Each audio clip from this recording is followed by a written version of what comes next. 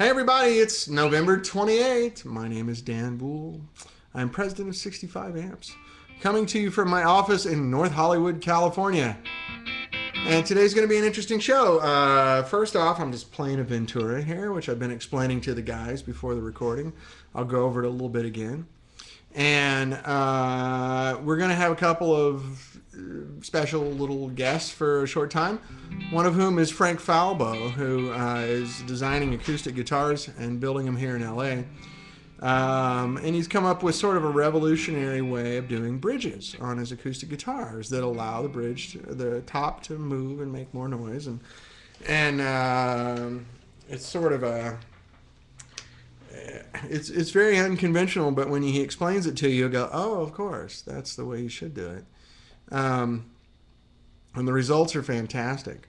And so it's nice, you know, high-end acoustic guitar here. And then our friend Mark Goldenberg, who plays guitar for Jackson Browne, is very intrigued by this guitar. So he's going to come over here about 20-25 minutes just to check it out. So we'll get those guys to say hi. And after we run through the Ventura here real quickly, I'll have Frank... I've got my nice big Neumann mic here, so maybe we'll try to mic it up and play it. And do the best we can on Ustream. And he can explain it to you, and you're going to dig it. So what you guys watching the recording miss is Frank's from Chicago, and he brought over a big, huge, deep dish Chicago-style pizza from Taste Chicago here in Toluca Lake, Burbank, which is owned by Joe Mantegna, the actor. And so Frank, Miles, and I just wolfed down pizza, and I got to be honest with you, I'm kind of falling asleep. I was like, I need some cappuccino or something. You know, I need, like, as long as we're doing the Chicago Italian thing, I need a shot of espresso and a cigarette. No.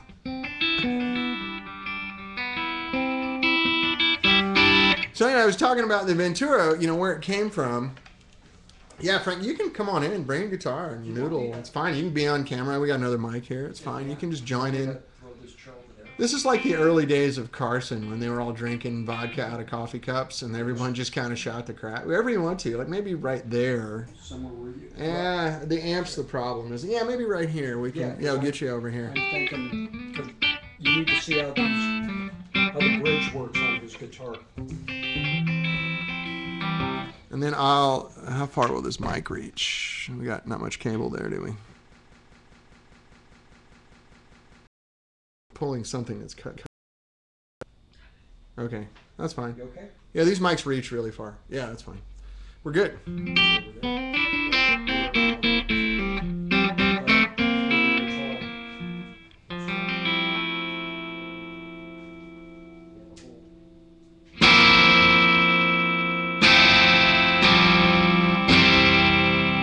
So what happened was a lot of guys came in here.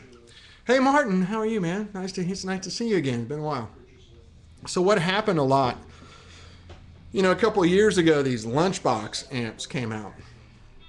And you go, hey, $600, man. That's cool. And it's little, but what most people figured out pretty soon after that was they're not really robust. You know, they're just kind of little dirt boxes. And they don't last when you go out and gig and travel with them. And they make the phone ring, you know, crap like that. So, you can answer the phone anytime, it'd be great. So I had a lot of friends go, hey man, I went out and bought this X, you know, lunchbox amp, but you know, it was cool because I didn't pay much for it, but in reality, it's not very useful outside of my bedroom or my house. Can you work on this and make it sound better? Oh, yeah, okay, I'll look at it. What I found out is they're like big pedals, you know, using tiny parts, really substandard parts. That's how you can buy it for $600 or $700 or whatever. Always made overseas, and they fail. And they are what they are. You know, it's $600 amp is a $600 amp. You know, if you went and bought a brand new car for $6,000, you probably wouldn't expect much from it. And that's kind of the way those things are. But so I, through conversation, I was like, well, what do you want to do with the amp? I mean, why this one? Oh, just because it's little, I can travel with it. Oh, okay. Well, you just want it in a small box then. Yeah, that's it. I'm like, oh, okay. Well, I can build you a real amp in a small box. That's not a big deal. And hence the Ventura. So it's just a small chassis and a small cabinet. It's not a lunchbox. It's full-size transformers. Same parts that are in all of our amps, everything. Aluminum, aircraft aluminum chassis, Baltic birch wood, the whole thing. How much does it weigh? Good question. I'm not sure. It's not much. 15 pounds or something? Maybe. The transformers still weigh the same as they do in a full-size amp, so.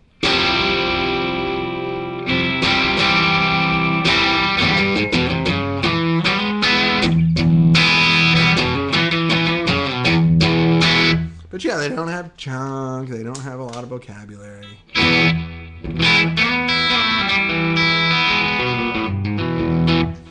And you can't rock a whole lot with them.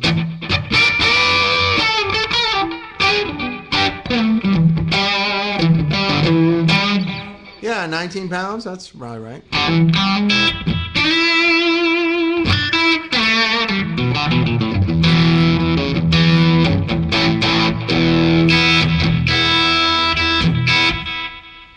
So I get the idea, you want something small and portable. This will fit in the carry-on on an airplane or taxi cab or whatever.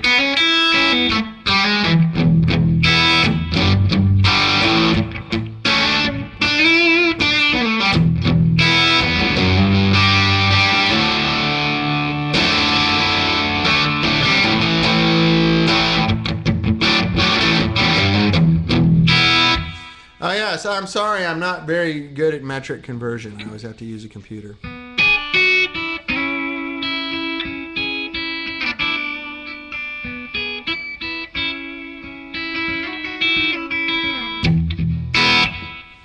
How do you cope with difference in the level when switching the bump function off or switching to the AT7? Hi, Pink Paisley. Well, the level differences are intentional. For different dynamics of songs. I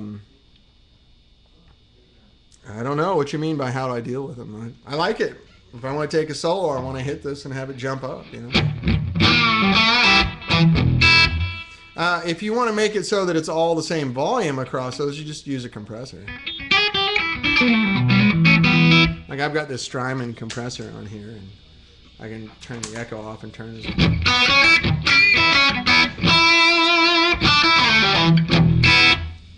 And if I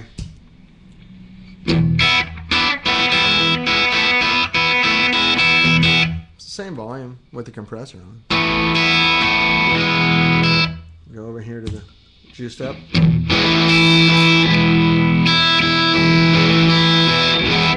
compressor will do it.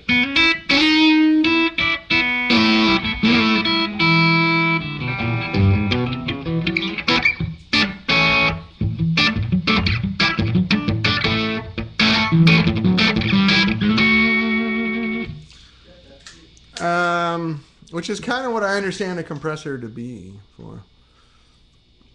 Dan, did you do this on purpose? I just missed the FedEx. I'm sorry. MWF 1227.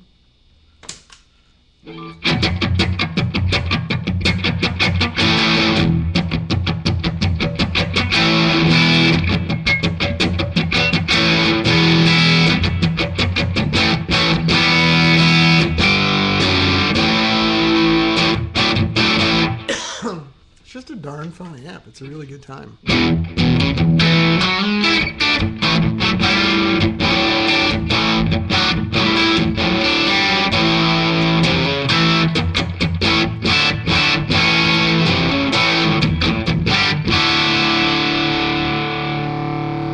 Oh, excuse me. Pizza's killing me. Woo, baby.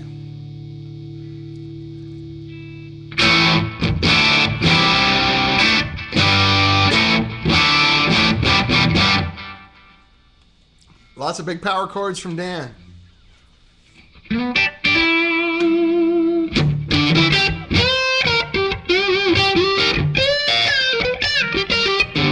Ow.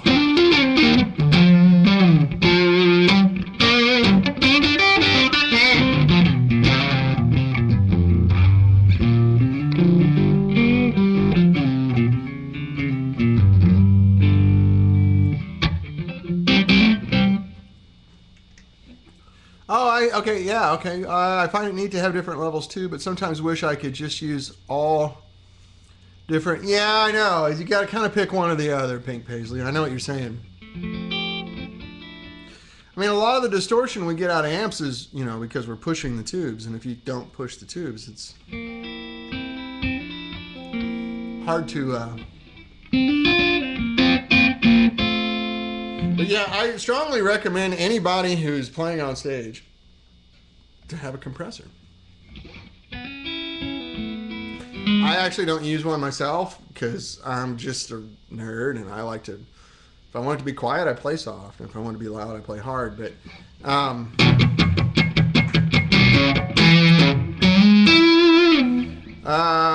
hey, Lodvar. It just solves all those problems. I know my business partner Peter's a big compressor guy. And I use a compressor when playing in a really, really small room. But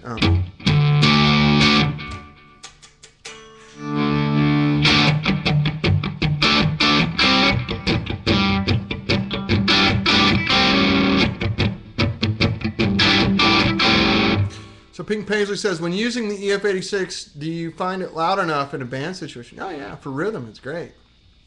And then if you want to just make that sound louder, you can use your compressor and turn up the level on it. You know, it's a compressor is very good for that, or just a clean booster.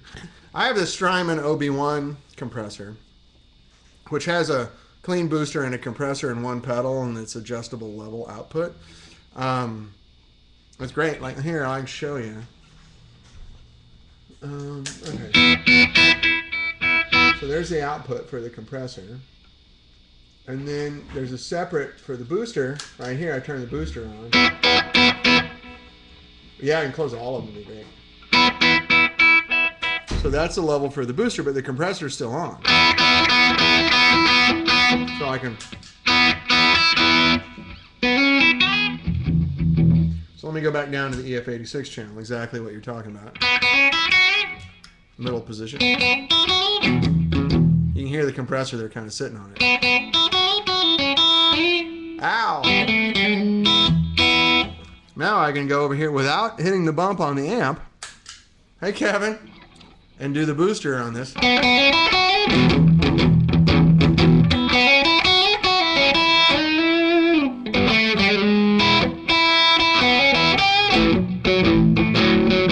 You know, and this has a three-way notch, so there's like a bassy. There's a treble-y. But then I'm still on the EF86, right? And then I go back down to just the compressor.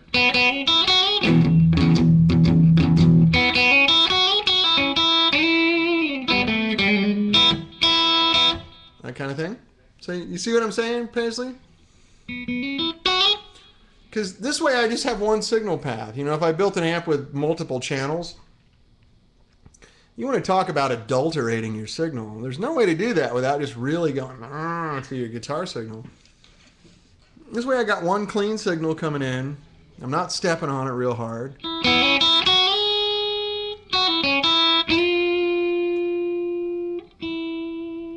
I always do that middle position. I find middle position on a Les Paul to be the most revealing. You know, that little bubble that goes on in there, if you can't relay that, then your amp sucks. You know? So here's without the compressor, just straight. You can tell how the compressor was leveling it off, right? All right, and I put the compressor on. A little more smooth.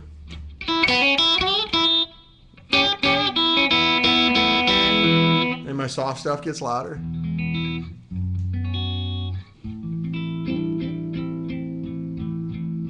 Just playing with my thumb right now, right?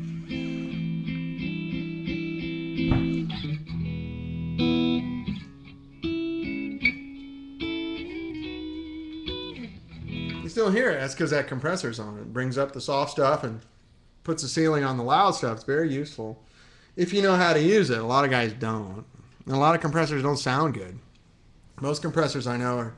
the only other compressor I like was designed by Frank Falbo, funny enough, when he was over at Duncan.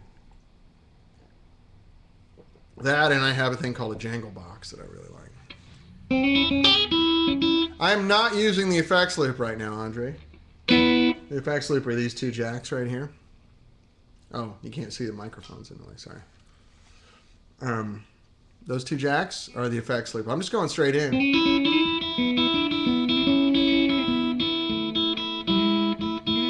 Who's Frank Falbo?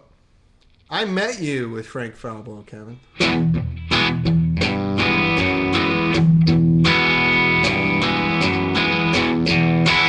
So you hear that compressor on? I'm hitting the guitar, but it sounds like you're listening to a recording, right?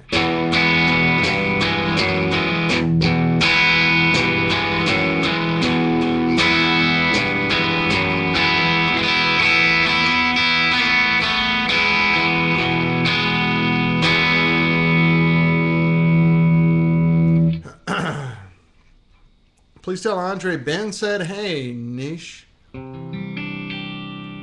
You were hoping for a big Mick Jagger type intro. Well, he's here. I'm going to call him in here in a minute. Hey, Kid Gloves. Wow, we got a big crowd today.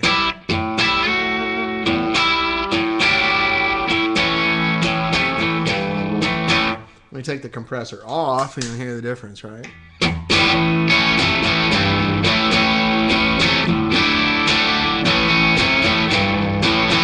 Pink Paisley, are the magnetic components trannies in the Redline series wound to your specs? Yes, exactly. I sent those specs to like 8 different companies, and they're sounding great.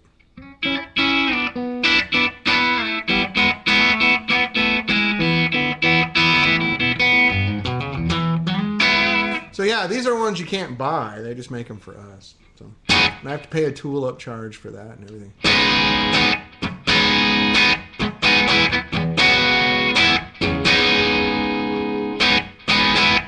All right, Kevin's cranked. Rock and Roll Willie says, hey, Dan, would you compare and contrast the tones and feel of your Monterey and Tupelo?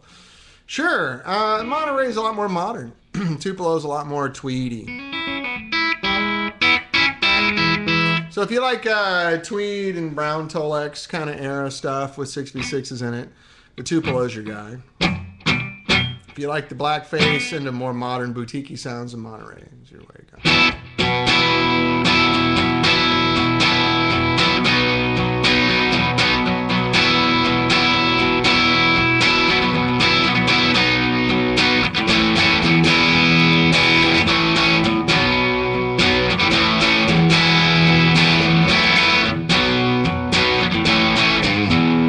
Pink Paisley. Anyway, how's the moving going? Well, we're going to try to make the first big part on Sunday. We're going to try to be fully functional at the new place next week. So, wish us luck. We're also shipping out a ton of gear because we finally got our speakers in. So some of you guys have been waiting like a month for your amp.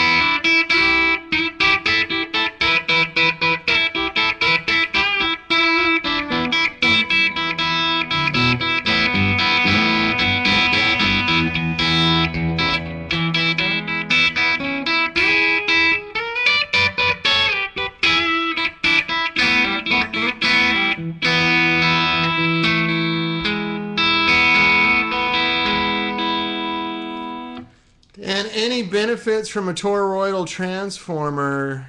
No. Nope. You need that stack to throw current around quickly. They don't sound good in tube amps. Oh, Troy, you can still come. I'm still going to have an office up here. Probably by March. Once things settle down, then I'm going to have an A&R office up here in the valley. So. Kid Glove says, how do I activate the warranty on my Ventura? It's activated by you purchasing it. So, if there's ever any question about it, I'll just call the dealer that you bought it from, and he'll tell me that you bought it. We warranty the amps, it's no problem. It's not super official.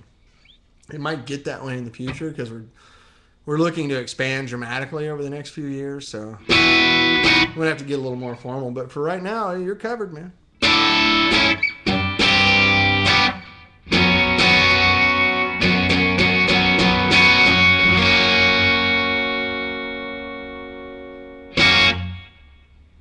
Want verb on that too? Who? Not the modulating verb.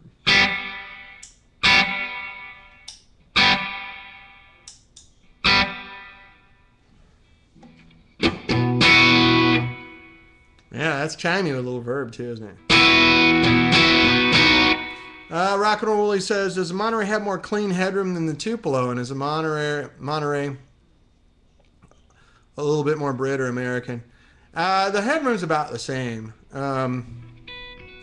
The dirt on the Monterey is going to sound a little more British, yeah.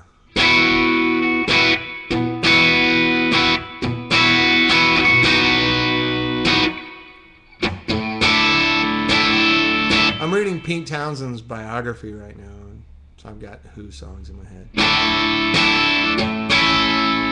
There's a part where he's talking about writing Tommy. It's pretty interesting. Mostly the books. Oh, hi, Martin. We're just moving downtown. Martin Gooseland asked, where are you moving? We're just moving downtown, about 10 miles south of here.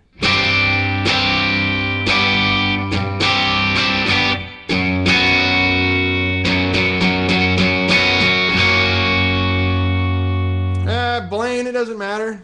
It's not going to make any difference.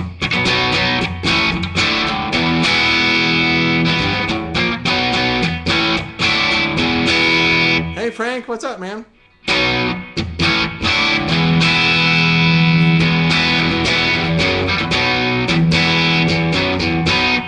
The Pink Paisley, the Pete Townsend book is called Who I Am.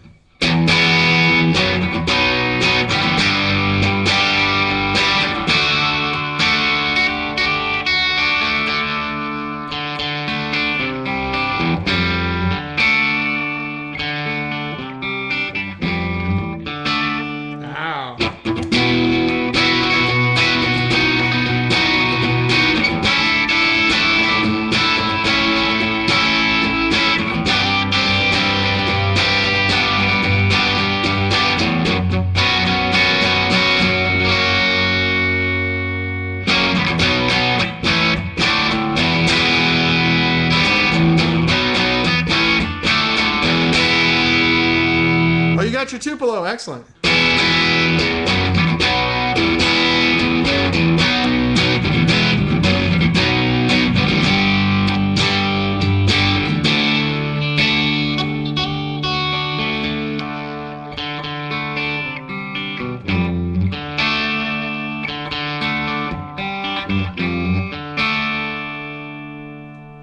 Yeah.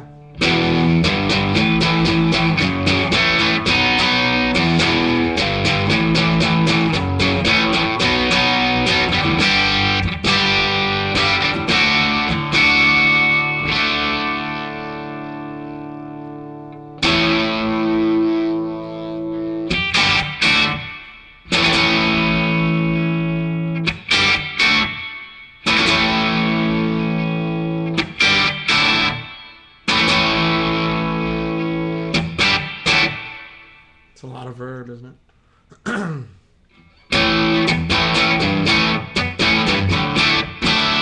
It's got Pete on the brain, I guess.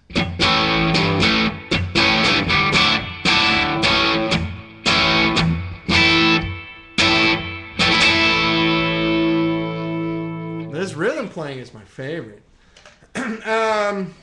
Kid Glove says, what's the difference between a quarter-inch speaker cable versus an instrument cable? The instrument cable has shielding on it, so it has a higher impedance.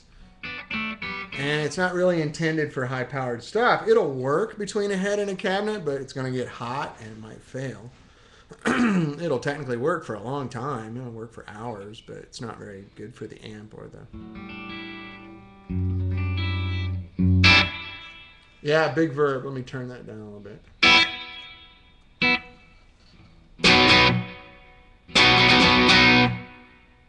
Yeah.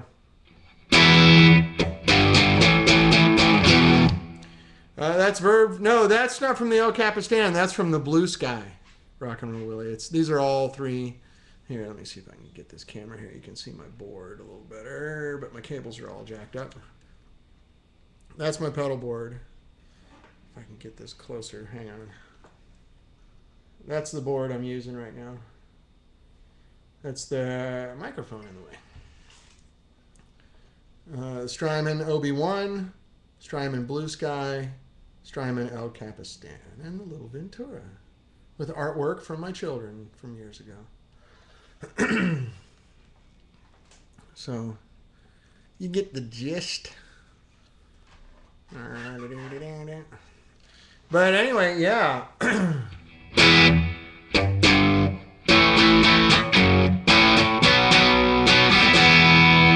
Oh, good questions here. Pink Paisley, do you find there's any difference in power cables? Yes.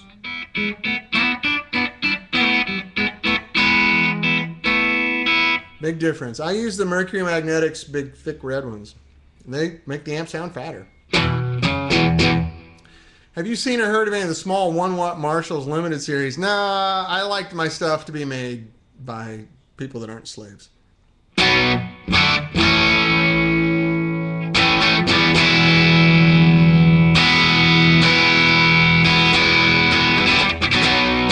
Oh, Lodvar, you went to Arna's shop in Oslo. Cool. It's nice, isn't it? Arna's the best.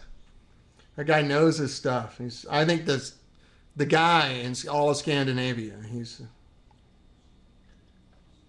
I'm glad he finally opened up a shop in Oslo, too. He said it's doing great, like just killing.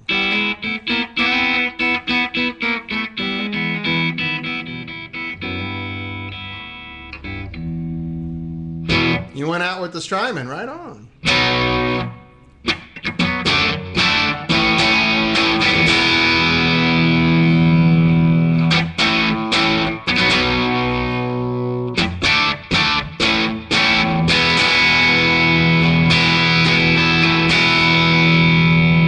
I think it's time for a Falbo acoustic guitar, don't you? I think we should. Hey, Frank!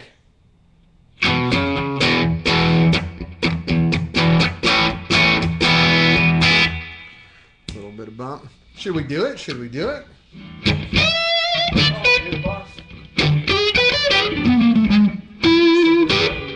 A guitar, and the first question you have to say that I asked myself when I saw it is, why hasn't somebody else done this? Right. It's one of those, like, you kind of go, oh, right. With all the years of bridges lifting off of guitars. Well, Frank's cool, and then he doesn't sort of follow tradition, you know.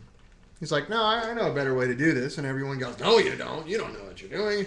And then he does it, and you go, oh, damn. That's pretty good. That's really good. Now, having a good idea is one thing. Having a good execution of it is another. So let's get this mic here for you, Frank. And we were talking about compressors while you're out. And I said, you know, I love this compressor. And there's only one other compressor I've ever played that I really flipped over, and it was the one you designed. Well, thank you. At over at Mr. Dunkey's. Yeah, it's pretty much just a parallel compression line with a little EQ on the parallel line. Oh yeah, there we go. We're getting good now. Yeah, and sounds good. Play a little guitar. Let's see if these will work. If not, I'll hook up my Neumann.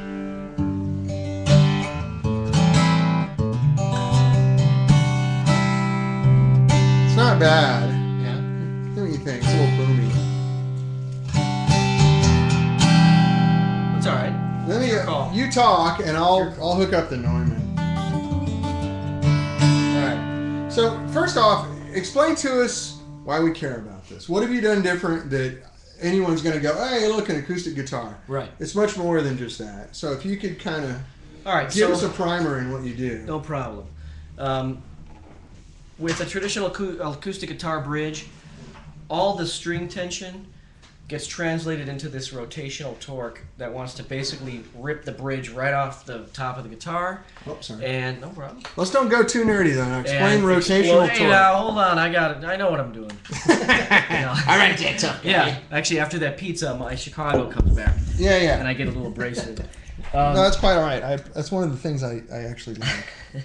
How come this mic doesn't want to balance? So, one of the hooks. Yeah, one of my strings. Yeah. Oh crap! Let me get a cable. Hang on a second. All right. So anyway, basically all that string tension wants to rip the bridge right off the top of the guitar, and there's all these braces inside the guitar that are intended to help with that or stop that from happening, because if the bridge came flying off the guitar in the middle of a gig, it would probably ruin the gig. So Unless it was a Taylor Swift gig. unless it was a Pete Townsend gig. So so all that bracing, the challenge is that you want to use enough bracing to make the top stable, but you don't want to use too much bracing as to choke the top or stop it from vibrating. So I can get away with a lot less bracing, because what I do is I take the strings and I go over the saddle, I go into the guitar, and then the ball ends are right in there. They just slip in and hook right on.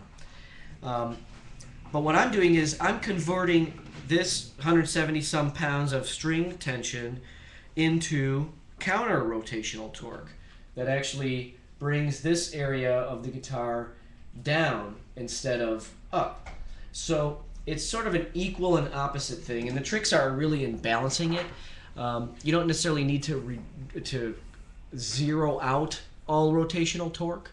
You don't have to have it, perfectly balanced. You can leave some in for some sonic purposes, but I ended up getting away with like 30% less bracing. So this entire area behind the bridge has nothing on it at all. It's completely free of bracing, with no risk of this top pulling up because of what I'm doing. For those of us that are kind of ignorant as to how acoustic guitars are, assembled. Okay. Why do we care how much bracing is underneath there? What's the end result? Well, I think you alluded to this the last time I was here. There are guys that'll take their brand new guitars I'm one of them. to a shop to have the bracing thinned out. The best sounding acoustic guitars to me, and sort of this is a prevailing wisdom, it doesn't make it true in all cases, but some of our favorite vintage acoustic guitars happen to be tops that were sliced just a little thinner, bracing that was a little thinner, or underbraced, what you might call an underbraced top, or an overly scalloped or overly carved bracing, right? A lot of repair guys would sort of thin them out. If there was a problem with the brace, they would just shave some off of it, not realizing that, oh wow, that actually made it sound better. Right. It's all of the same. If you cracked a brace or had a chip in it, they just kind of carve it out and go, okay, now it's fine. It's not going to rattle. Right, like drilling a hole in your cymbal. Yeah. But yeah, that's true. And sometimes guitar tops that have one brace that's popped free are obviously in the dangerously close to extinction at that point, but they sound great for a while. Nuts. How's that It's like going? a race car, runs best right before it blows up. Right. So what I want to do is Like I want a tube sounds the best right before it blows. kind of, yeah. And so I want to get you there, but get you there completely stable with stability, right? So in that way, you don't have to, you get the sound you want, right? But you get the reliability, you get the longevity. So then there's all these other artifacts, these other byproducts of canceling out this rotational pull, and a lot of it has to do with the sensitivity of the top. It wants to vibrate. So even when you play really softly and really lightly, it still is very full frequency. Like it's got that fingernail, it's got the top end presence that you would get from sticking a condenser mic, if we had one, in front of the guitar, and then applying like some 2-to-1 compression, where it really sounds like your ear is like right on those strings. I was going to say, you took the words right out of my mouth. My impression is that you're listening to a guitar that is, like you've taken it in the studio and you hype it a little bit for the record. You want the soft stuff to come up. You want the heavy stuff to be in control. But like big, at the same time, and you do that in the studio with compressors, right? And this just kind of does that. When I've mic'd it up without any compression at all, it's a great sound. Am I stoned here? No, You know what? At Group Tubes, they used to have a whole book on how to redo that band. Yeah. It just wants to fall backwards, and I can't figure out why. Because it's not. No, because it's not all this. It's my rotational torque. Yeah, that's stuff. Right. Yeah, it's the rotational torque. Get Frank to explain. Damn it! Yeah. Get Frank to explain that again. Seriously, am I missing one of the things? I'm sure that you are, but let's not worry about it. Oh, because this mic sounds so good. I know. You keep talking. I'll keep making an ass of myself. All right. So anyhow, yeah, when you record it even without any compression, it sounds up front, and it sounds, all So the detail is there. Four Right? people have loved the photo of you trying to make this happen. Do you guys mind if I cuss? Do you mind? If you have to ask, then it means you can control it. Because I'm a dipshit! This is like Missouri IQ. I know, I see what I'm doing wrong now. Yeah? Yeah, I have, the upper string needs to be down here on this All thing, right. so. Well, cut my legs off and call me Shorty. All right, sorry, Frank. No problem. Another person just liked the photo. Yeah. That's a good photo. I may have to change that as my... That'd be my cover shot. That might be my profile. Dan Bull figures out a microphone. Yeah. How many Dan I'm a Bulls? guitar player. How many Dan Bulls does it take? I went to the University of Missouri. I did. All right, damn it. Yeah, you did. Okay. So, anyhow, so the design is what it is, right? I mean, the design basically is it's almost like if you've ever seen those. They call them Chinese handcuffs or something, where you put both fingers in, and the harder you pull, the tighter it grips. On this bridge design, you can use incredibly heavy strings. It doesn't matter because, the string tension itself is what's balancing out, that torque on the top. Well, what's the martial art theory where you use your opponent's strength against them? It's is it Taekwondo or something? It's like you're using the natural right physics there to do something that most people would say, let's put more wood and more glue on it. Exactly. And instead of doing that, you're taking like the pure route and going, no, the laws of physics make that possible already. Right. You don't just throw glue and wood on it to make it more stable. Right. Use the laws of physics. And I think that's brilliant because it's one of those forest for the trees kind of things.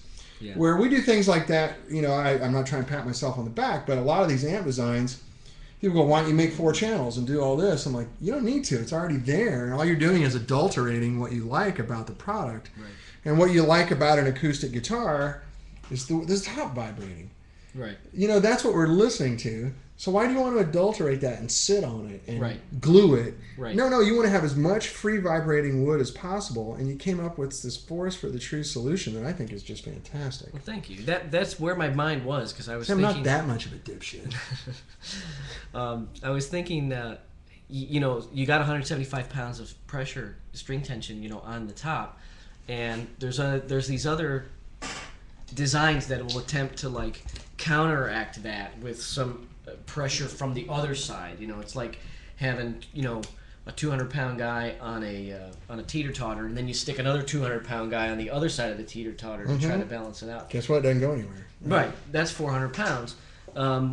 What if you just took the one guy and you stood him right in the center of the teeter-totter? Mm-hmm. Now it's balanced out, and it didn't require 400 pounds to do it.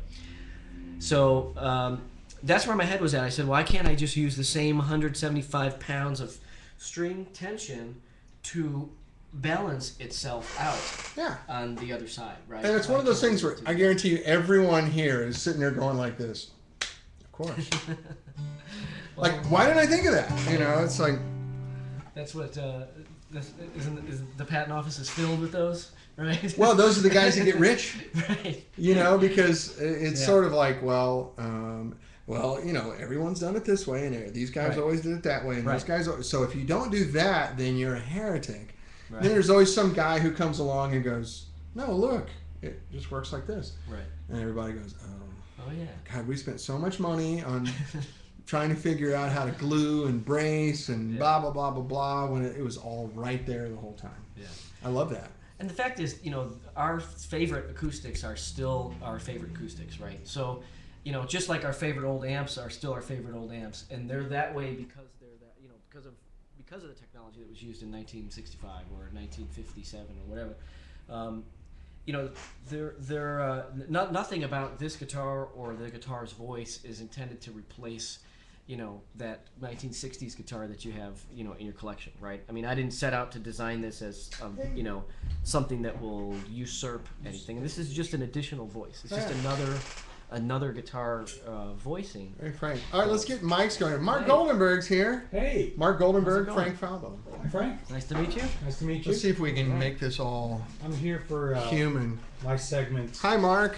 Hi. Say hello to my fellas. Hello, guys. I don't know if there's any girls here. My show is always It's guys. sort of a bratwurst fest here, so. Okay, well then I'm here for my short segment.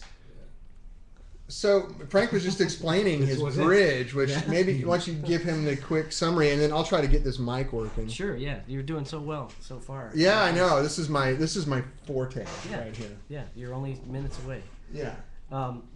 Anyway, what I was explaining to these folks is that all this string tension on an acoustic guitar bridge is basically converted into rotational torque, where it's trying to lift and pull the bridge off the guitar. Okay, and what I did was I take the strings, I bring them inside the guitar, the ball end just slips in and grabs, but what's happening underneath is I'm attaching the ball end to the guitar's top in such a way that turns that into counter-rotational torque. So basically it's self-leveling. It basically levels out this whole lifting thing that would be happening right here. So you figured out a way to do it without it pulling the top up? Correct. I mean, there's still a little bit of, like the whole top still has a little bit of upward pull towards the, towards the nut. So almost like an underhung or an overhung speaker, right? I mean, there's just a little bit of a pull, but there's not this big distorted rotational pull that makes you have this S curve in there. So when the grains of the spruce are allowed to be more linear, right, and they're not being, basically bent, or having the sound transmit through the grains of the spruce in sort of a crack the whip kind of way, right? They're like the top end just skates across, skates right through the grains. And then your bracing is, way less. Yeah, it's about 30% less bracing on the Wow. guitar, but it's totally stable. Sonically, So I've got this on. If you want to here, listen to it. So you can get it close to it. sounds good to me. Okay. And then you should talk. How are you, Mark? Good. You're gonna go play Round Round Rudolph at school. I am shortly? indeed, and My Hanukkah favorite song. Christmas song ever, and I'm the Chuck Berry freak. You would be the and I can't do man it. Our kids authentic. go to school together. Because I play that for my kids. Oh, that's another conversation. Go ahead. I'm sorry. Yeah, no, it's no problem. So you get almost like a 2-to-1 compression out of the guitar when you're playing real softly. There's the top just wants to vibrate. So low level playing, like I said, it kind of jumps out of the guitar, but there's still a ton of headroom up on top. Like it's not like a limiter where you sacrifice it. You can get some sensitivity on the low levels, but even by overbracing a top, you can end up with that. But then you have nothing. There's no top end to it. There's no dynamic range either. Right, Yeah. right. So this guy still has the headroom up top, but it responds, to delicate finger picking and stuff like that too. And here, you're more than welcome to give it a run. You want to trade places so Sure. we can hear it on this Yeah, thing? come on go sit on that chair. Okay, I'll take Come into the tiger's lair. Let me take my jacket off so I don't mar its lovely. I love, buttons. Mark, you've branched out with your colors. Yes, I mean. You've got dark black and medium. When Black, you have black. black clothes and you wash them more than like Oh, 5 times. One thing you guys should know. What? Frank's from Chicago. Mark's from Chicago. You guys are brothers. North side, west, south side, West suburbs. west Yeah. suburbs. Schaumburg. Yeah. No, yeah, around that area. Okay. Glen Ellen, but the family business was in Melrose Park. Okay. Falbo cheese. Italian Oh yeah, cheese. yeah. Yeah, made Italian cheese. Nice. So, and if you're hungry, there's a little dish pizza. He brought a pie from Taste Chicago. I love that. Actually, that's not a bad pie. It's not bad. Good dish. I'm from Lincolnwood, Yeah, north side. there's some good pies there. I was once interned in Glenview Naval Air Station. Intern. But we won't go into that.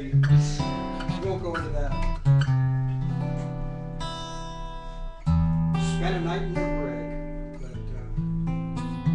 Were you in uniform? I was supposed to be. Long story. Flew to Canada to try to prove a point. Flew back there to turn ourselves in to prove that we could prove the point. And point taken. Yes.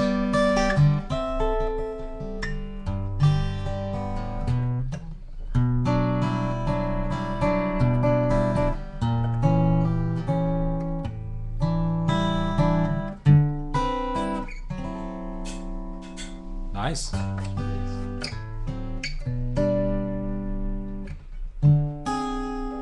So I've been telling Mark about this, since you first brought this over. This worked out well this week that he could swing by. Because I told him, like, all of Frank's guitars are sold, so you gotta play with it now. That's true. Yeah. This one may go to its owner today. Is it for Wrestler? That's Phil Wrestlers. Very nice.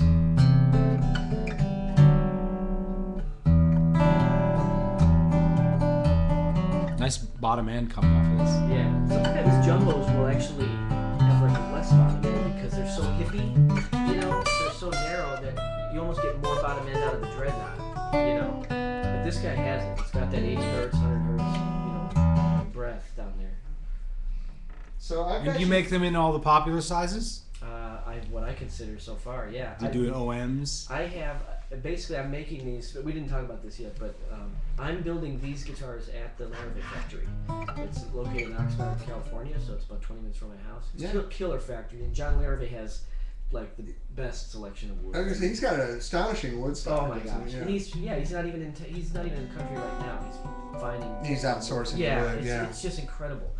So I have basically the benefit of. It's okay. It reaches. Sure. I have the benefit of a fully functioning, modern guitar factory, but in which to build, these. And you kind of have free reign over your So stuff. they let you use the machines and. Yep, and we get to use, because it's their factory. I mean, I don't sit and hand bend a side; it goes into their side bender, right? So yeah, I've got all of. You just give them the specs. Yeah, so I do the tops. I do all the fret work, the nut work.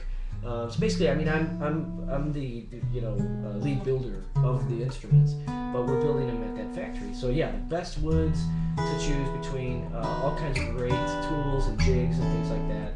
A lot of the jigs I had to custom make, for this guitar because of what it does. There's a lot of things that aren't the same as how a Larrivee goes together, but then there are things that aren't unified. So Larrivee guitars, obviously they have every size. I'm launching this company with 4 sizes. So I'll have the jumbo, a dreadnought, a grand auditorium, and a parlor. The parlor's a short scale, which I have here too. You have it here? Yeah. Oh, yeah. Let's see it. That's cool. Yeah. So, but as a factory, obviously they make every size, right? So as I expand or get requests, 00, 000, doesn't matter. Basically any size and shape, we can do it. Did you know him or? Yeah, they were friends of mine. We've been friends with them, and then at Seymour Duncan we did a 35th anniversary guitar that was patterned after Seymour's telegig, and we auditioned quite a few builders, and the sample guitar that Larrivee made was obviously the best. It was the cream of the crop, and so that's how this is not that different than the way we produced that guitar, which is I went in and fretted them and did the nut work and kind of oversaw it, but it was manufactured at that plant. So yeah, we've become good friends. Cool. That's fantastic. Nice guitar. Thanks, man. Sounds beautiful. Thank you. Do you notice the? Got that little parlor. It's kind of jumpy, like to me it felt very responsive.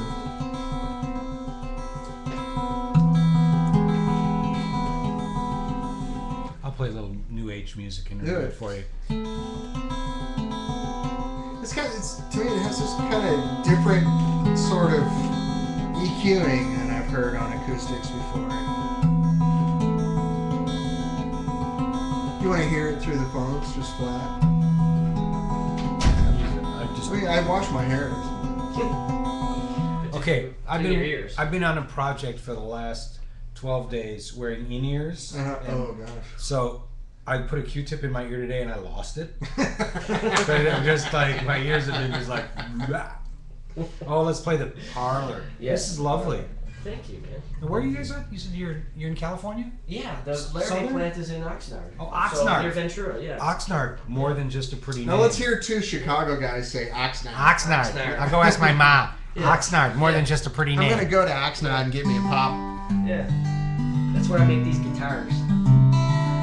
Can you read that? What's it say? Frank, did you ever have difficulty with the design becoming boomy to all that extra resonance? No, and the reason is because these guitars do not have like an awkward woof tone. Right. Now, I don't hear any boominess out of it at all. no, it's actually the low end is present, but it's tight, right? Yeah. And there's some reasons for that. One is I like this a lot. the boxes. If I take if I grab a Larrivee Dreadnought, for example, right, just standard X bracing, and they have their own pattern and everything, and it makes that great sound. If I take that box and I take my Dreadnought, and I speak into them, the resonant peak frequency, like Helmholtz resonance of my box, just with my different top on it, is about a full step to a step and a half lower.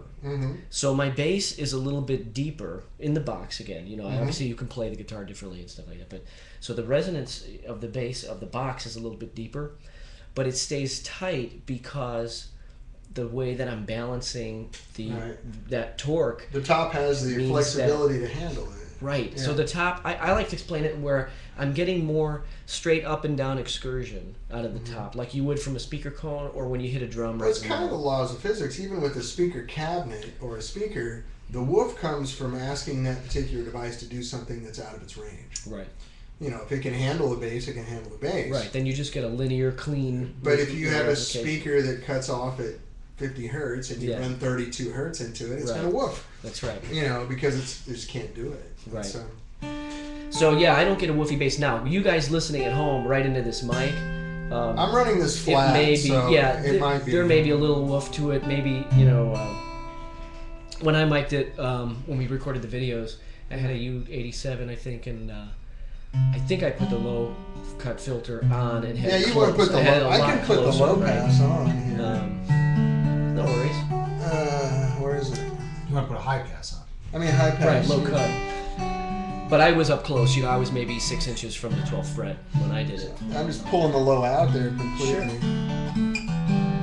Although you won't get too much low end from. It doesn't mic sound far boomy away. in here. No.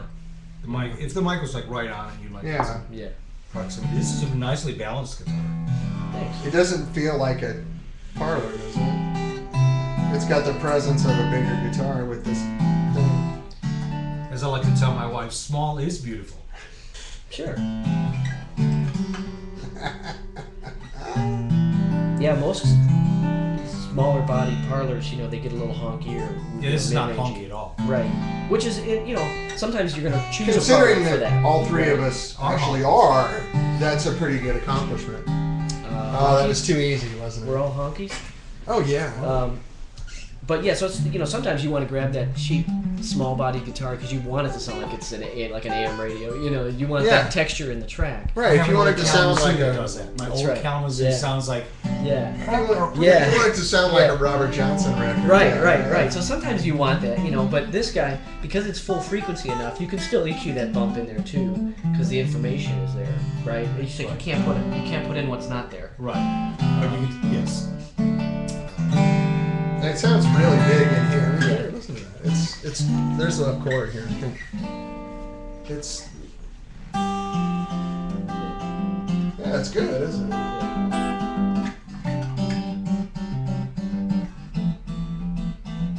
Yeah, it's good. Yeah. Mark, just for shiggles.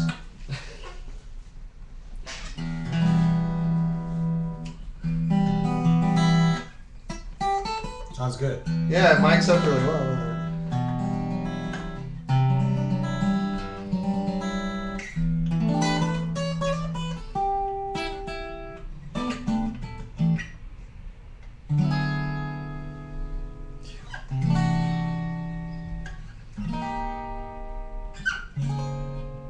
Doesn't I just learned this quite so.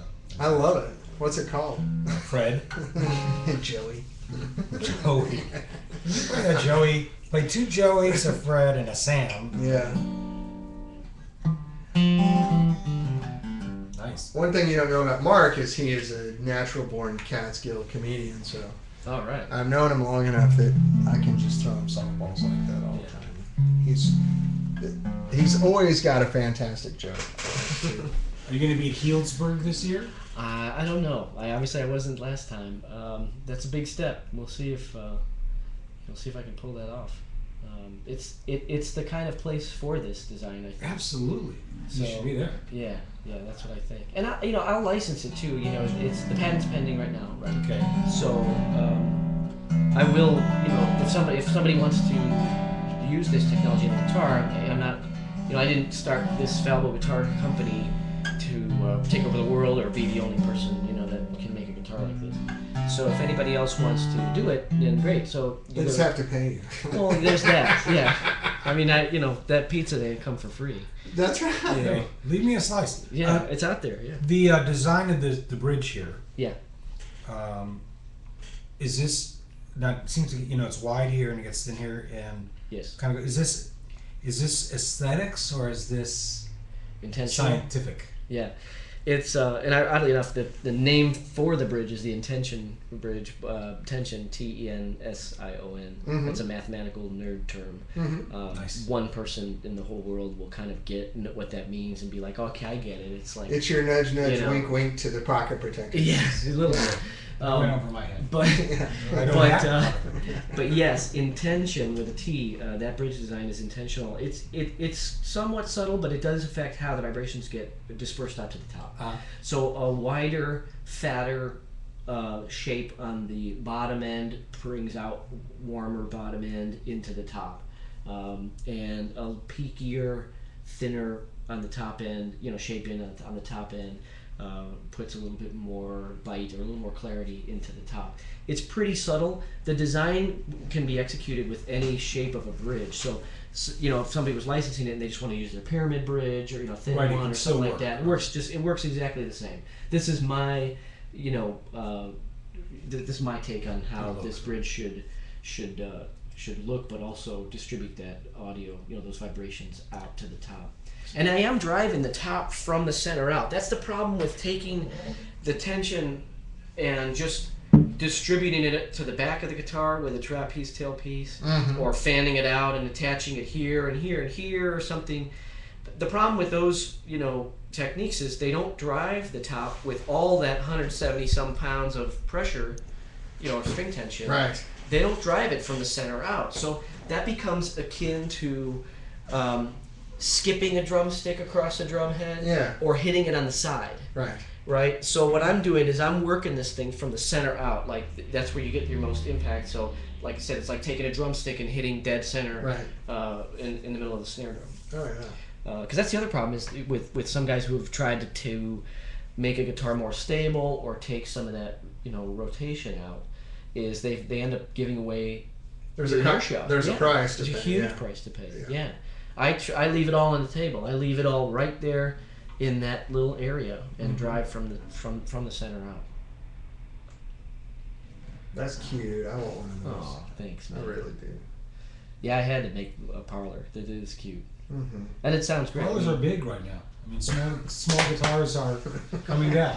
They are. Oh, yeah. Yeah, no, they really are. I mean, a lot of people for sitting around the house, all I have is I have 2 dreadnoughts, and I can't play them without my kids yelling at it, "Daddy!" Yeah.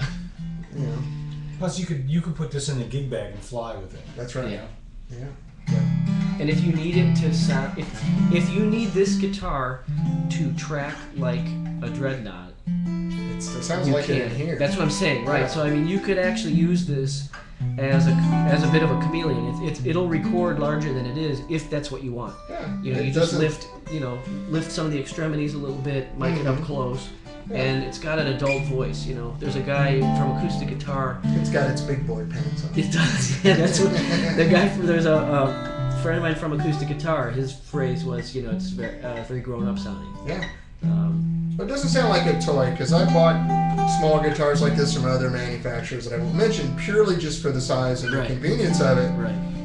Even in the store when I played it, this is a huge compromise in time. Right. But you say, okay, A huge compromise. I'll still get it, But I yeah. just need something small. right. That's it. So that I can throw it in the car with me, or I'm going up to the mountains for the weekend and I want a toy to take with me, or Yeah.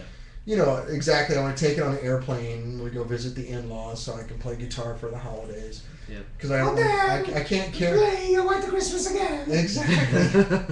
Exactly. It's that Lawrence Welk accent. That's right. In the falsetto voice. Which I know that your So family. you know my family. Yes, absolutely. Yeah, you know them.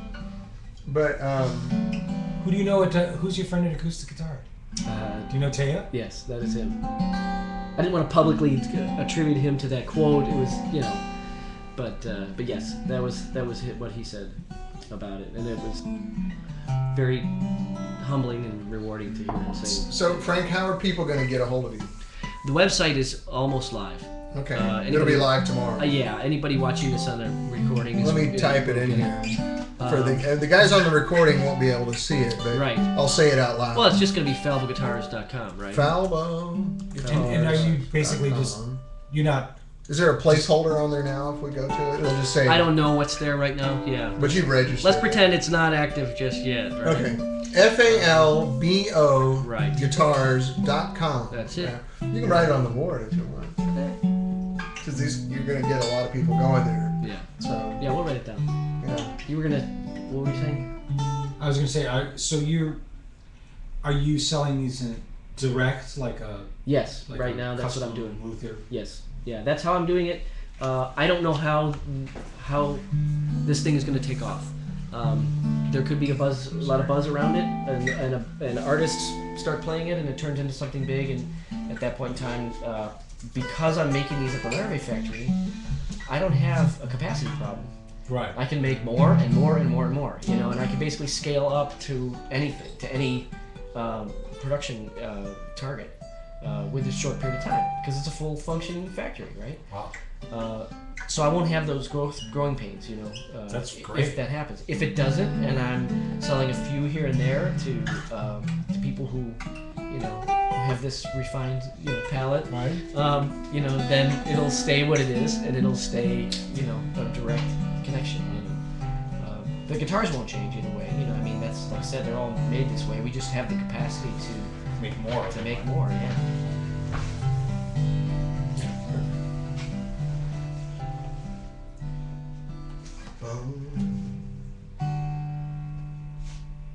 Can you listen to Mark play guitar all day?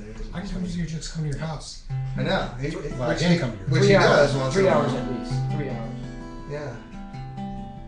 I mean, then you just take a break for dinner or something, and then yes, I could. If you mean, Oh, if, yeah. Actually, I If play by all while you day- eat dinner. yeah, that might Can get we a little put Mark in annoying. the middle of the table Yeah. cross-legged? Yeah. Now, if you got some Italians from Chicago trying to have a conversation, you might get drowned out for Yeah, dinner that's time. right. But then we'll. Well, settle you're down. also going to get pissed Yeah. up all the hand Yeah. Oh yeah. gestures. No, a green olive's gonna hit Yeah. you in the eyeball at some point. Yeah. No, you're just going to Green get olive. slapped when, Yeah. when somebody's explaining. So I went over to the store. Yeah. You know. Yeah. Well, lovely guitars. Thanks, man. They sound great. They sound great in here. I know it sounds like over on their web. But Yeah. Yeah, it is it's- different. The mic, it's really Yeah. getting along with this mic well. Yeah. I mean, I've just got a little tiny bit of soft compression on it just to pull up the quiet stuff because Yeah. Ustream steps on this signal so hard. So Right. I've just got the generic soft compression on my PreSonus board here going, and it's no EQ at all. So Yeah. You can record the guitar with no EQ. Like you don't have to fix the bottom end. You don't well, have that's to. that's kind of what I was mentioning earlier. To me, it sounds like a guitar that someone's recorded and then cleaned up Yeah. already, just right out of the box. Yeah. And because of that, it means the harmonic content and all the the I structure is there I can try to to hype manipulate it. it. right. It's all there. I can hype it here, and I'm just going through the preamp on my board. I'm not going through my Neve preamps. Just a typical. I mean, if these, the guitar mics are going through Neve preamps down here, so someday we should do that. When you got more you can share, we'll run it through the Neve. And You think you're gonna get the rubber band bungee cord figured out by now? no, I got to go take a class. Oh, yeah. Once that happens, it's very bad. Right? It's like it's like Rubik's cube to me. Yeah. Does the top band need to use all 4 hangers here? Is that what I'm doing wrong? It does. It does. And then You need to these, go on the I just you can't need make to them. go on the YouTube. They have I a probably. tutorial. Here's what's gonna happen. Off camera, when this is over. No, I'll take care of What are you it. trying to say, Frank? I'm just saying, off camera, I'll take care of it. You don't want to You make me can look. post on. Nah, you can. I'm saying you can post on Facebook later. Oh, I got the. I got the. I think maybe my rubber band's just too stretched out. It's time Yeah. for Oh, the sure. houses. I'm sure that's what it is. Yeah, I'm sure we're gonna have to That, get you a new one. Yeah. Yeah. It's not my fault. No, not at all. No. Never is, buddy. That's what I'm saying. Unless it is. Yeah. The one thing that somebody mentioned, again, I gotta not talk about who said what, but somebody was talking about how there's a good amount of fundamental in the guitar, in these guitars, right? And the one thing that I noticed was when all the information, like I said, is present, but it's also balanced. And so there's these little tricks that you can do, like play a weird chord and let it ring out. And a lot of guitars, if they are, Frank. yeah, well, there's certain things that aren't working right on that. Oh, it's not right? finished. No, it's not finished. But There anyway, you are. there I am. Yeah. Oh. If only you folks could see what these guys. They're are going to it here. They're all commenting on it right now. There's pictures of you working on the side. Yeah. So here's the thing. Guy plays, these crazy chords, right? Atonal, chords with dissonance in them. And if the top has these frequencies that are argumentative, it'll latch on, like the chord will decay, but very quickly it'll decay to just one note. That's the Right. chord, though, the argumentative Joey. Go ahead. Yeah. If you play a Fred, it brings out longer. Well, you got a Joey, and then you have the argumentative Joey. Right. And so the guy at NAMS played him, and he said, that's the one thing I noticed, and I checked this on a lot of guitars. He goes, I'm playing these weird chords, and 4 or 5 or all 6 notes in the chord are lasting, throughout a bulk of that envelope. It doesn't all of a sudden just default to that The C. one note that, Yeah, the strong note, And it happens, if I just bring in play all these, harmonics, and I drop a string out of tune, there's not a ton of It's beating. really coming through here. I don't hear the oscillation. That's what I'm saying. Yeah. There's not a lot of oscillation and beating when you have dissonance, because the top is balanced, right? A lot of that extra beating and oscillation would be akin to taking a speaker and bending it a little bit out of Right, round. yeah. So actually, the top is contributing to the oscillation in a normal guitar. Absolutely it is. There are sympathetic frequencies, and just basically there's little spikes here and there. Or the imbalance of the vibration coming Exactly. from a traditional bridge. Right. And traditional bracing. It's going to hit roadblocks and warps and bends in the thing that's going to Exactly. make the note get distorted. Yeah, basically there are impedances.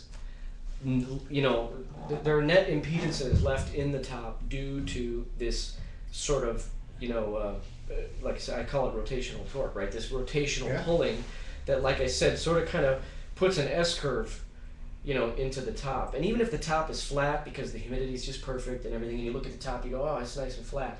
The way the audio is being distributed out to the top is still kind of, the best word I can use is distorted, and I don't mean like distortion, not right? tube distortion. It's right. There's a the wave, the sine wave is getting. Yeah, and like I said, our old favorite guitars are still our favorite guitars.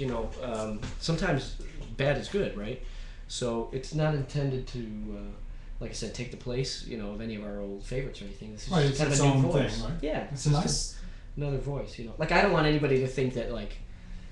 How sometimes these guys come out with some new product and it's like, everything else was crap up until today because it's changed. just a new flavor. Right. I don't want people to think that like everything I else come was across that complete way. junk until now. Right. Yeah. I don't want. I have no desire to. Come I mean, I'm across the same that way. I have old Fenders, Marshalls, Right. Voxes. I love them. Right. And they do what they do. Yep. It's a different. Last gig that you and I played, you played my old Gibson I did. because he forgot to bring his Soho. Well, I thought that since he owned the company, he was going to Sure. Yeah. You him. figure maybe. But I didn't get the memo. Too much. but yeah, no, it's just a new flavor. You're not replacing anything, I don't think. I think it's just it's a nice new shade. Yeah. And it's flexible too. Then So that's the one thing I may be replacing. I may replace somebody's need to bring 2 or 3 guitars to a session. Yeah. Because they're not really sure where they want to fit. One guitar is going to fit nicely with a Fender Rhodes, and one's not. I think just the fact that you could go to a recording session or do whatever, and it doesn't sound like the 40,000 tracks we've already heard. That's true. It's There's something to that. and it's we make an amp called the Stone Pony that has those 7591s in it, and it goes for that crowd. Yeah. You know, it's like, well, every track you hear, it sounds like a Marshall, a Vox, or a Fender. Right. Pretty much. That covers 99% of tracks. Or if it's made in the 90s, it sounds like a dual rectifier. Right. You know, and then the fact that the 7591s have such an odd notch, guys are like, it's not my go-to everyday thing, but I can stick it in a mix and it has its own space. Yeah. And it sticks out without me having to crank it up. You know, it's just a different new flavor. So I think it's cool, man. Thank you. It's very fun. Thanks. But yeah, I thought your site actually looks good. What's not Thank working? you. Oh, I'm sure there's some stuff. Yeah. It looks pretty good. All the guitars are there. They are. Yeah. Is this a 24.5-inch scale or shorter? 24? It's listed on the. I believe this is a 24, if memory serves. By now. By now. The overview. Yeah, if you click all on the parlor, way. it'll tell you. But the rest, all of the other There you go. sizes are 25 and a half. That's my scale length for these. 24. You're right. So yeah, straight up 24. And But- tell us about the Falbo compound radius. Oh well, there's some secrets there, but basically I've been doing fretwork for I think since the womb or shortly thereafter. Yeah, you did a guitar for me up at Duncan. Actually, you changed the pickups and Oh yeah. all that stuff, and it turned out fantastic. So I kind of I've developed my own opinions on fretboard contouring and stuff like that. Mm-hmm. Basically, the compounding radius means it's the same radius all the way up until about the 10th to 12th fret. So we're not trying to. It starts to flatten out. I Yeah, think. but then I do a custom sort of flattening there where I'm starting sort of between the B and the G string and kind of flattening just a little bit in a trapezoid. Interesting. And on an acoustic guitar, you don't really need those higher frets. I don't mean you don't play those, but you don't really need those I so never do. close to the strings that the action is so buttery. So low, your you fret know, height where- is going down. It's just a little bit. There's, Oh, cool. there's a little fall away. That's in the fretboard. So you're not only radiusing the fretboard, but the frets themselves. The fret tops, the fret tops have just a tiny bit of a fall away right up top, and that just means so that That's cool. there's nothing that's you really there to impede it, because the guitar is going to go through humidity and temperature changes, right? Yeah, So it's a piece stuff's- of wood. So, Right, yeah. stuff's going to happen, and I'm very proud of that too. I didn't design a guitar with a graphite skeleton or anything like that. That's right. This is made the way we make guitars. It's all wood, and there's an X brace in there. I could have deviated Smells from good. that. Yeah, You it can't smells tell like that wood. at home, but it does smell good. Yeah. Does this microphone pick that? Yeah. No, we don't have fast enough No smell internet of it. connection for that. Yeah. But so that's that. As far as the profile in the back of the neck, that's my profile. So we're making them at the Larrivee factory. It deviates from Larrivee's neck profile. It's No, more- it doesn't feel like a Larrivee to me at all. Right, and they have, like I said, they have a feel that is highly desirable. Everyone, likes the way their necks feel. For me, I take a little bit. I can't. It's too complicated to kind of explain it, but I'm just. Well, a lot of it's just I'm your putting a little thing. comfort. Yeah, Yeah. I'm putting a little bit of comfort. How you make In different It's how you make chicken. Yeah, exactly. Everybody makes it a little different. Yeah. So it should feel comfortable in the hands, right? It's And very it should- comfortable. It's got enough shoulder. Yeah. It's not super fat. Right. But it's got a roundness to it. It's really cozy. Yeah. Cozy. Yeah. And this one, the parlor feels flatter than the 25.5-inch scale guitars, because you're basically taking that same neck profile but cabling it at the second or third fret, right? So it's down here. Yeah, exactly. So on this one, you've got the same nut width, the same 1 3/4-inch nut width. Are these the only two you brought today? I have a dreadnought. Oh, really? Yeah. You want to see it? Yeah. Okay. Yeah, please. Sorry to cut you off there. I'm just getting kind of. Nothing. No worries. It's like a cannon. Yeah, it's jumpy. I think bluegrass guys would really dig this. Yeah, there you go. That's what it That's your one bluegrass lick. But I'm not really the guy they call for that. Not the guy from Chicago who played bluegrass. Whoa, man, that is a loud guitar. Sorry. No, I mean, it's killing me. That's great. Seriously, you just blew my headphones. Sorry, guys. That's a dreadnought. Wow. Holy cow. That's got a whole other thing going on. It sounds like a dreadnought. Yep. Looks like a dreadnought. Yeah, the body sizes, because there's no weird artifacts, these body sizes sound like their body type,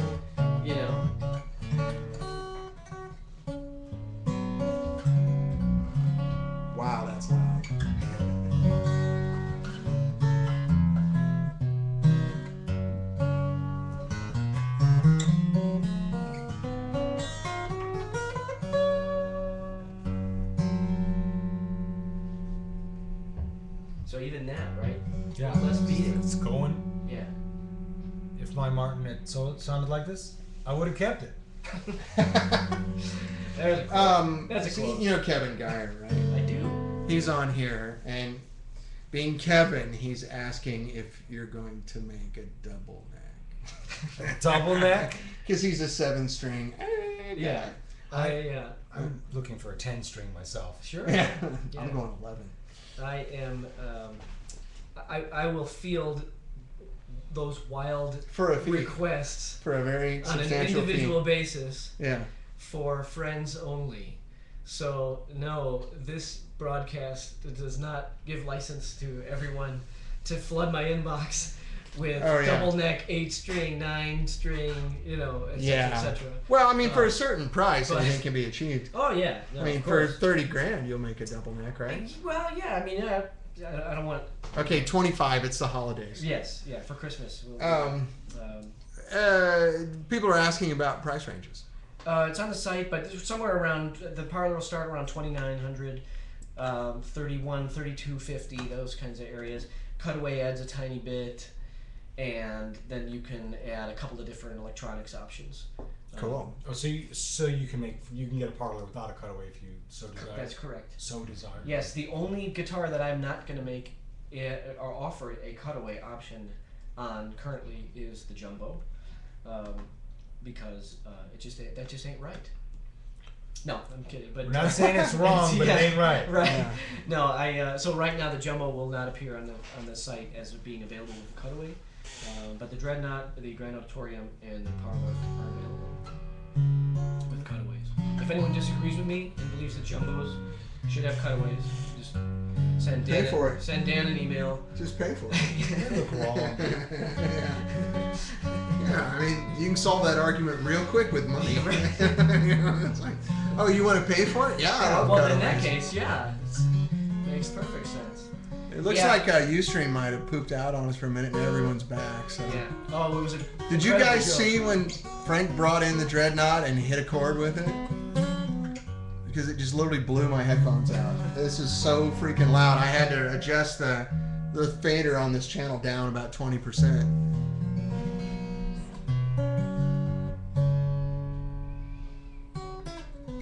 Did you get rid of that new Martin you just bought like 6 months ago? No, I didn't. That double O or whatever? No, I didn't get rid of that. But you got rid of your Jumbo or your Dreadnought? I got rid of my Dreadnought because I don't play with a flat pick ever, and I don't. Yeah. Yeah. Even though this would be a nice fingerstyle guitar, mine wasn't, and it had a very narrow neck. It was Yeah. Was it a 28? Yeah. Yeah.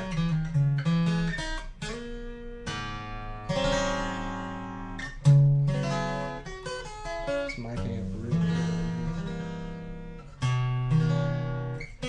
Listen to this. Seriously.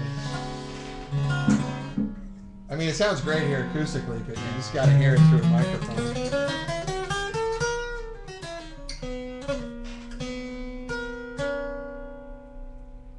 That's good. It's good. Just going and going. We did some demo videos of all 4 sizes where I played, and I just went into the U87 straight into the camera, right? Wow. With Phantom Power.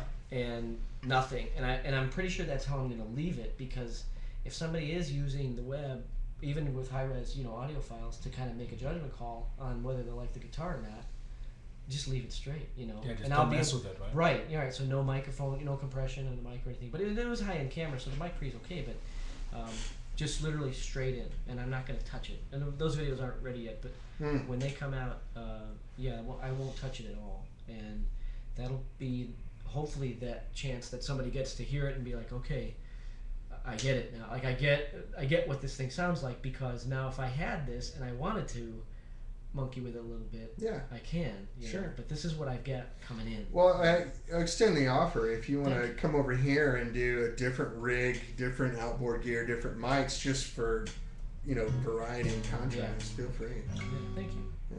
Thank you. Because we got the mic now about 1.5 feet away, and it's above the guitar. Yeah. So Yeah, it's not optimal. Right. where would be optimal, Mark? Where do you like them?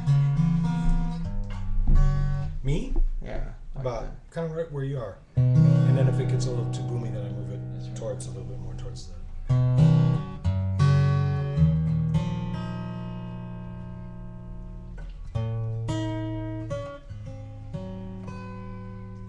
There's a lot of that sort of sympathetic reverb in the guitar.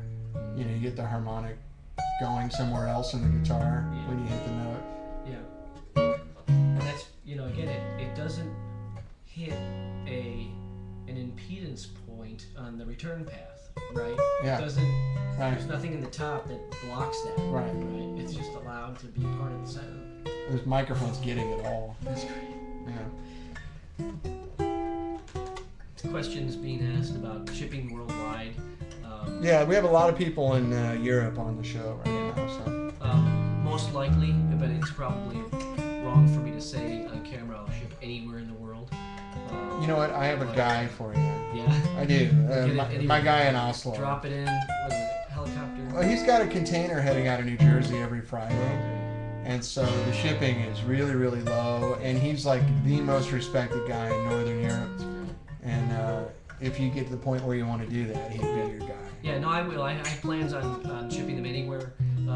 But again, possibly with exception, right? You never know if there's a certain place that's war torn or some kind of rainforest that can't be You shipped can to. direct me. Yeah, yeah. Right.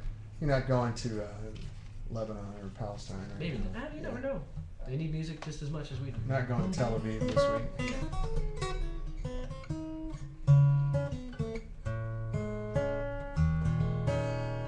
Good.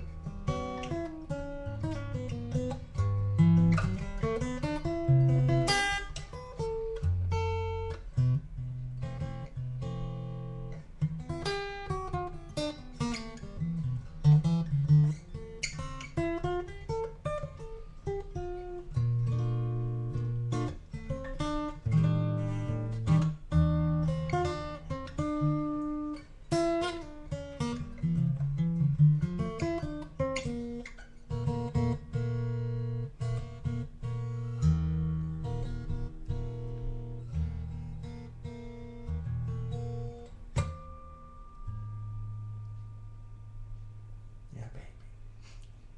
I'll be here every Tuesday this week. That's right. Try the veal. Try the waitresses and tip the veal. Yeah. Tip the veal. Wow. Nice. Very Yeah, kind of fun, huh? Thank you. nice, playable. Yeah. I can't. Very sustaining. Yes. It's got a lot of Yeah. just. That's nice. Kind Right. of, it's like more. Right. It goes almost on. makes you want to explore like play all areas of its dynamic range. Right. Like you don't have, like I said, you don't have to bang on it just to get that information north of 5 kilohertz to come out. Right. It's there already. Right. It's like you know. play. It really handles nicely. I play pretty quietly mostly, Yeah. but I can feel that it's got the headroom there. Yeah. Nice. Super nice. Yeah. Muy fun. And there's no. It's not going to pull the strings aren't going to pop off here No. through the wood someday, right? No, it's locked in there. It's locked in there. Yeah. Okay. Yeah. It's real easy to string. I mean, you just drop the ball in and it just hooks in. You know, you just drop it down and you see. I mean, if you look in there, you can see where the ball ends are. You'll see that they're just a little bit past that round, opening. You can see them in there. Oh yeah, I can see. Oh yeah, they're kind of actually back here. Yeah. This is cool. Thanks. Nice. Early serial numbers available now, right? That's right. Buy now. Before beat the Christmas rush. Yeah, it's on the website. It says buy now. That's more of a suggestion. It's not a command. I mean, just because you go into the website, I don't want anybody to feel like they're contractually obligated. Very good. Well, I think we ought to go ahead and start thinking about wrapping up here. Do you need to be over at the school? I have to be there at 2:10, so I'm good. Okay, and then we do have a piece of Chicago pizza. So should I tell I brought one joke. Oh, Really please. short. Mark's got a That's joke. Mark Goldenberg's short attention span theater. Oh, because I still tell like 5 of your jokes. My top 5. When you're in that group and it's all of a sudden, boom, I got 5. And I always give you credit every time. Well, I'm gonna I keep heard it this clean. one from Master Goldenberg. I'm keeping it clean because it Why? is over the interweb. Oh, okay. Yeah, we have children. Okay. So, Skeleton walks into a bar and says, "Give me a beer and a mop." All right. Can I? Do you want another one? Yeah. You got time for another? I've got like two. My favorite one, I still tell it, is the one. I'd rather hear you tell it. Is Charlie Manson? I haven't heard Charlie. Oh, Manson. okay. But is Carlos Santana and James Brown going on safari? Oh yeah, Carlos. I don't want to tell that joke. Oh, it's great. I always tell it and I preface it and go, look, I love Carlos Santana. God bless James Brown's soul. Yeah, that's right. I love them both. Having said that, here's a piece of humor. Okay, so Carlos Santana, I love them both. Carlos Santana and James Brown are on safari together and get captured by cannibals. And the chief comes up to him and says, look, it's pretty much given, I'm going to eat you guys both. And so before I eat you, I'd like to grant you like one last wish. So Carlos, what would you like? And Carlos thinks, he goes, I'd really like to play the solo to Black Magic Woman one more time. And James, what would you like? James Brown goes, eat me first. He condensed that one. I did. I shorted it. Yeah. I made it also more. It's good. I don't know the Charlie Manson. Oh, Charlie Manson joke is great. Always a good source of humor. This was told to me by Jackson Brown, which this is the only joke he's ever told me. One thing I got to point out about Charlie Manson, you notice that the swastika that's on his head is backwards because he did it in the mirror. Okay. Well, this plays into my That's joke. how much of an idiot he is. Okay. So Charlie Manson is up for parole, and they bring him into the office, the little cell that they have the parole hearings, and there's 3 parole officers sitting at a table, and he comes in and he's shackled and he's got his orange jumpsuit on and he's got his backward swastika on his head and his hair is uncombed and looking like Charlie does, uncut for 20 years, and he's sweating profusely, and he sits down and he looks at them and he goes, am I crazy or is it hot in here?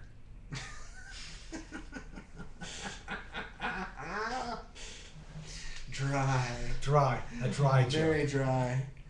What was the? Oh, there was the one about the guy getting on the plane from Tahiti and Julia Roberts is sitting next to him. That's not my joke. That's not your You joke? got to tell that joke because I don't know that. You don't know that joke? No. Okay, this joke will involve a cuss word at the end. I'm just giving you fair warning. It's all for the purpose of humor, etc. So a guy's getting his business trip and he's in Tahiti and he's getting in first class and he sits down. He notices Julia Roberts is sitting next to him. And they have like a chemistry. Like they hit it off really quick. It's obvious there's something going on. And about a half hour outside of Tahiti, the plane goes down. And so quick thinking, he grabs his bag and he grabs Julia Roberts and they kind of paddle off on his bag to this little dot of an island. And, so there's like, don't worry, Julia, look, people are going to be looking for you. We'll build a fire, we'll make a little shelter, it'll be okay. So, they build a fire, nothing happens, and after a couple of weeks on the island, they start doing what 2 people would do on an island together that are attracted to each other. So they get in this routine where they build a fire, they go clean up, they make love on the beach every night. And then after like a few months, it starts getting kind of routine, like even doing this with Julia Roberts every week gets kind of boring. So after about 6 months, he goes, hey, Julia, tonight let's do something different. Tonight, after we build the fire and, when you come out, could you go in my bag and put on one of my suits? She's like, what? Yeah, just wear one of my suits. And she's like, oh, okay, well, that's kind of kinky, but yeah, sure, whatever. Oh, yeah, and one more thing. Can you take some of your makeup, draw a little mustache on your face? And she's, what are you talking about? Just once, okay? And she, okay, sure. Oh, yeah, and one more thing. When you come out of the woods tonight, I'm going to call you Steve. She's like, okay, dude, whatever. It's fine. They make the fire. She goes and gets dressed. She comes out of the woods wearing a suit with a mustache on. He goes, hey, Steve, you never guessed I've been fucking for 6 months. I should have edited that, shouldn't I? Yes, well, the FCC will be calling you. So. I get that a lot. I got called on for playing a Zeppelin song about 2 months ago. Yeah. Really? I worked out Nobody's Fault But Mine on the show, like I forgot the lick. And I got a cease and desist from Atlantic or whatever it is, Warner Chappell, and they shut my YouTube channel off. And I had to like write a letter to them and harsh. Yeah. It's like I don't get that many viewers. Seeing people are putting Led Zeppelin riffs on the But I mean, I literally sat down and like figured it out and went through it note by note. Maybe they don't want people to figure it out. Maybe something happens when you I don't. Yeah. note for note. Play it note for note. I don't know. I guess I got it right. You did. Congratulations. Oh my God! All right. Look at all these comments. Whoa. How many drummers does it take to screw in a light? Oh, we're getting into musician jokes. Now. Whoa. Oh, the accordion joke. I think you told me that. Oh, One. the accordion joke. I can tell The you. accordion player. Yeah, And he goes to the accordion ATM machine. That's right. I added a line to it. I bet you did. No, the first line is the accordion player's coming home from a gig. That's not the joke. That's not the joke. Yeah, okay. Right. Go ahead, you tell it. Because Okay, you so do it better than I do. That's right. The accordion player coming home from a gig. That's not the joke. He's on his way home, and it's a nice summer night. He's got the windows down, and he's gets a call from his wife on the cell phone. Honey, can you stop at 7-Eleven and pick up some milk for me on your way back from the gig? He says, oh, sure. So he goes to the 7-Eleven, he parks the car, and he's halfway to the front door of the 7-Eleven when he realizes, oh shit, the window's open. And he runs back to the car, but it was too late. There were already 2 more accordions in the back seat. Oh, that's a good one. That's good. It's good. And you both, I assume, have heard about the bass player who locked his keys in the car. No. I have many good bass player jokes, but I don't know that It took one. him 45 minutes to get the drummer out. I told you the one where the guy walks into the music store and goes up to the counter and goes, and the guy behind the counter says, sure, you want 4-string or 5-string? Oh, I gotta go out on a laugh. Yeah, that's Okay. good. Okay. So, falboguitars.com. I'm not even on camera. Let me get it on camera. That's all right. You looked fine. It looked better when I was off. You look better in person. I'm a hand model, you know, True. and I make extra money. If you ever seen the Sears catalog, that's me. you. I have to shave, but that's another thing. So anyway, thanks to Mark Goldenberg, my good buddy and neighbor and customer, for Pleasure. coming over and Lovely guitars. being the chanteur that you are. It's so Troubadour. nice.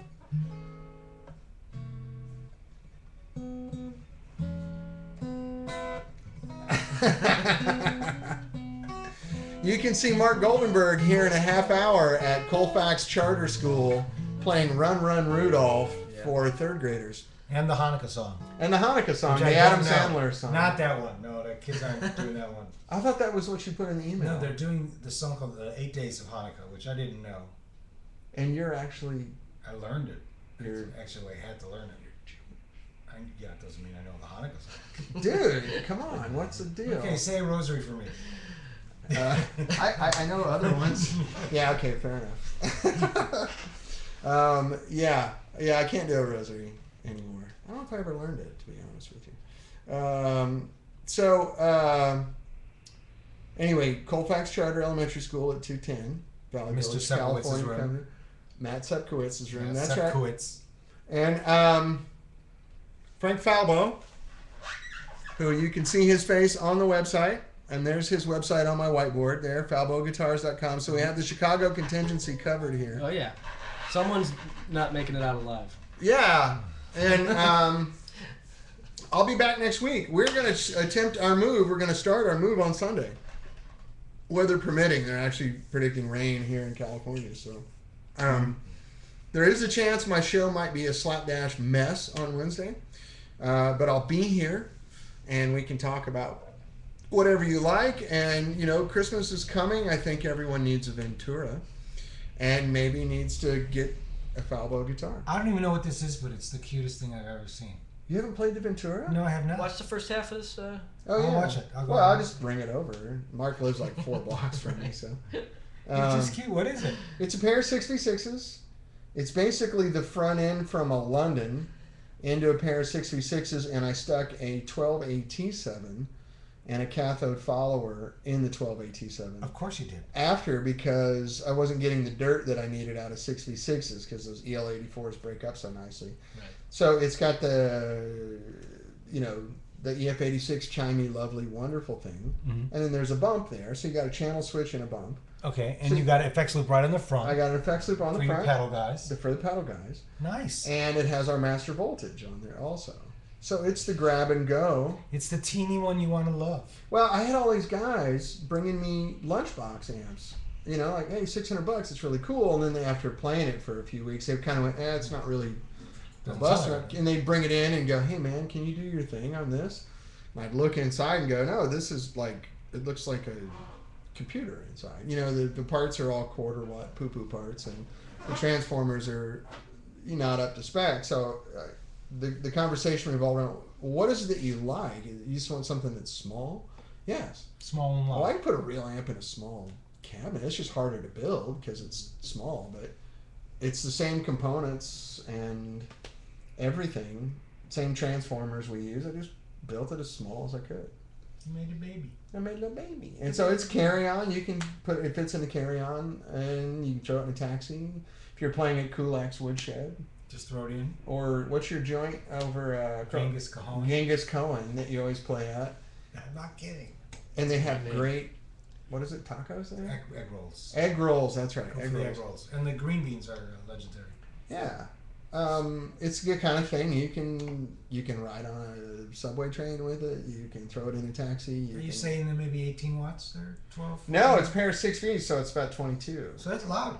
It's loud. It has a lot of clean headroom and nice dirt. And then with that master voltage, you can just dial it to the room. So you don't get the stink eye from singers. I do anyway. Not for you. For different reasons. Right. You know, my business partner works for a singer, and keeping the singer. He works for 4 very prominent singers, and the whole basis of being the MD in a band like that is you got to keep that person happy. Absolutely. Or as we like to say, one monkey don't stop the show unless it's the head monkey. Yes, that's right. Did you ever see that Dream of the Blue Turtles movie? No. When Sting first went out on tour with his solo band. No, I didn't. And the Marsalis brothers were having a revolt because they felt like they weren't being recognized and they weren't being paid as much as Sting and all this kind of stuff. And it's Miles Copeland was their manager, and he gets them aside and he goes, I don't know if you know this or not. No one gives a shit if you guys show up or not. If Sting doesn't show up, no one comes. If you don't show up, 5 people go, oh. And like, how did that go over? Keep him happy, and they were literally trying to have like a strike or a revolt or something. Yeah. And they, and you could see them just kind of go, oh yeah, I didn't think about that. Yeah, how's that working out? Because they just didn't realize it's Sting from the Police. They just thought it was some crazy dude that played bass. Yeah. And since they're jazz heads. And Peter has to face that, with Cheryl and Sarah McLachlan and Don Henley and Stevie Nicks, 4 artists that are known for being somewhat exacting when it comes to their bands. So that's where that master voltage came from. Brilliant. Yes, it's Nosh. I want that one too. Very nice. Thank you. That's really good. All right, guys. Well, thank you so much. And we'll see you next week. I'm going to go ahead and sign off. We're going to get Mark some pizza so he can do his gig on time. And we'll see you next week. Elijah would never hurt anybody. Take care, guys. Bye-bye.